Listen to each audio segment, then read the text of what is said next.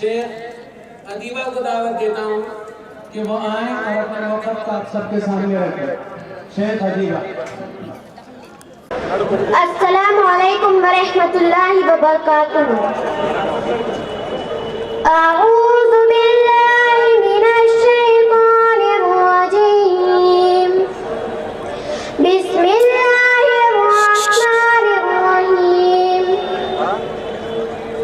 मोअज़्ज़िज़ हाज़रीन, अल्लाह रब्बुल इज़्ज़त का करम है कि मेरे तमाम मुसलमान भाइयों को मुल्क व कौम की फिक्र ने एक बार फिर इत्तेहाद की माला बनाकर आज खड़ा किया। तमाम हाज़रीन काबिल तारीफ हैं, बहादुर हैं। तमाम हाज़रीन को अपने मुल्क व कौम से मोहब्बत है। तमाम हाज़रीन को अपने आने वाली नस्लों से मोहब्बत है। इसीलिए मैं अल्लाह ताला की शुक्रगुजार हूँ कि मुझे ऐसे मुअज़्ज़िज़ हाज़रीन से खिताब का मौका अता हुआ। ये हमने माना कि आंधी हमारे बस में नहीं। ये हमने माना कि आंधी हमारे बस में नहीं, मगर चिराग जलाने पे इख्तियार तो है। मुअज़्ज़िज़ हाज़रीन, जिस कौम ने हिंदुस्तान पर 800 साल हुक्मरानी की, जिस कौम के हजारों उलमाए किराम शहीद हुए, जिस कौम ने इस अजीम भारत को सोने की चिड़िया बनाया, वही कौम आज अपने ही वतन में मातूम, वही कौम आज अपने ही मुल्क में मशकूक, वही कौम आज हाशिए पर। इसीलिए हम नौजवानों ने शहर व नस्ल नौ आरवाई शेख साहब की क़यादत में मुस्लिम रिजर्वेशन की तहरीक में शाना बशाना शामिल है। हमें रिजर्वेशन चाहिए क्योंकि हमें रिजर्वेशन चाहिए आला तालीम के लिए, क्योंकि हमें रिजर्वेशन चाहिए सरकारी और निम सरकारी नौकरियों के लिए। मौलाना महमूद मदनी साहब ने कहा था, हम हिंदुस्तानी मुसलमान बाय चांस नहीं बाय चॉइस इंडियन है। हमारे अकाबिरीन ने कहा था, हम भारतीय मुसलमान यही पैदा हुए हैं और इसी मिट्टी में दफन होंगे। तुमने हमसे रिजर्वेशन का हक छीना, हम खामोश हैं।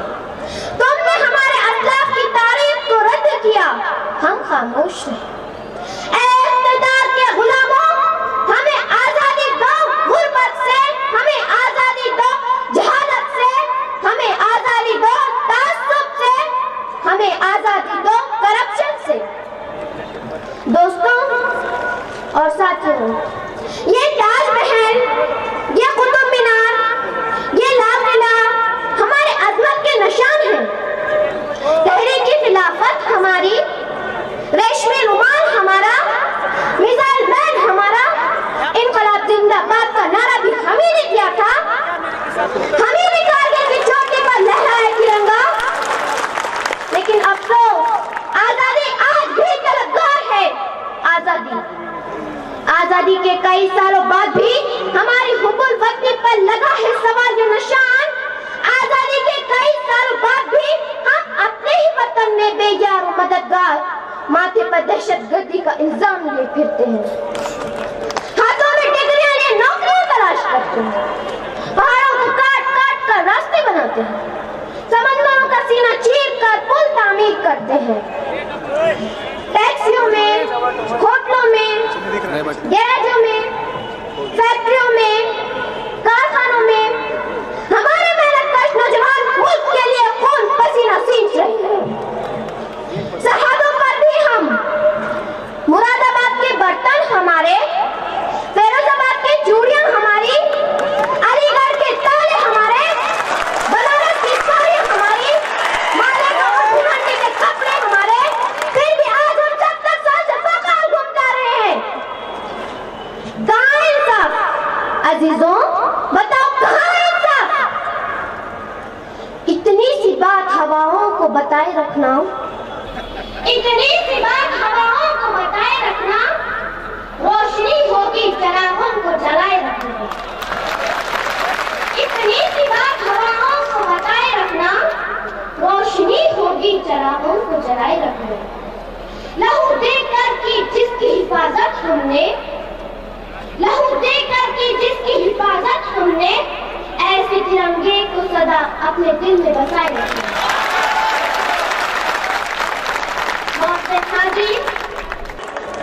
मैं नहीं, सच्चर कमेटी रिपोर्ट कहती है हिंदुस्तानी मुसलमान सियासी, समाजी, तालीमी सतह पर दलितों से भी पिछड़े हुए हैं।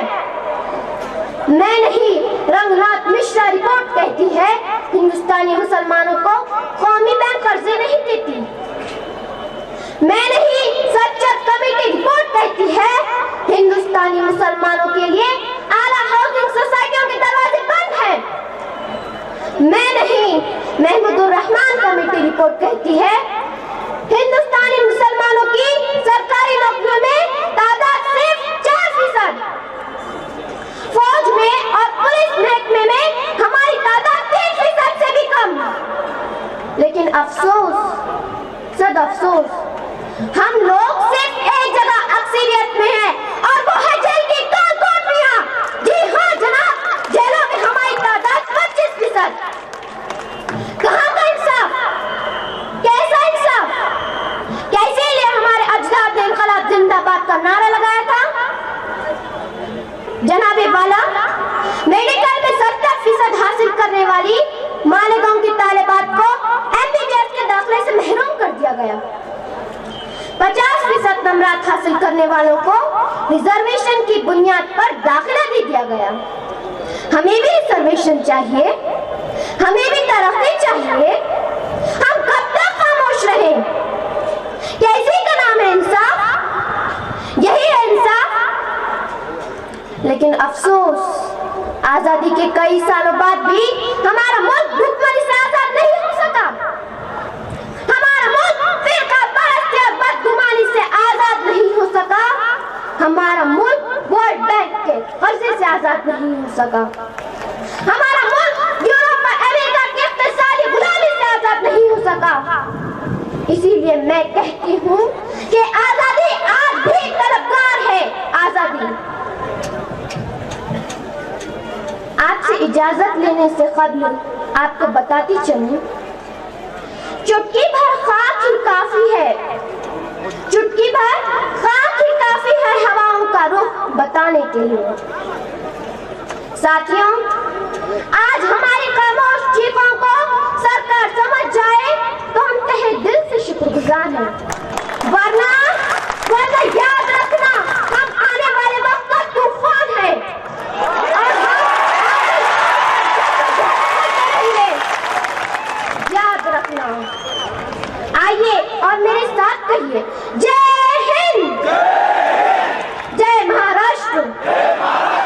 अल्लाह हाफ़िज़। माशाअल्लाह, ये थी शेख अदीबा।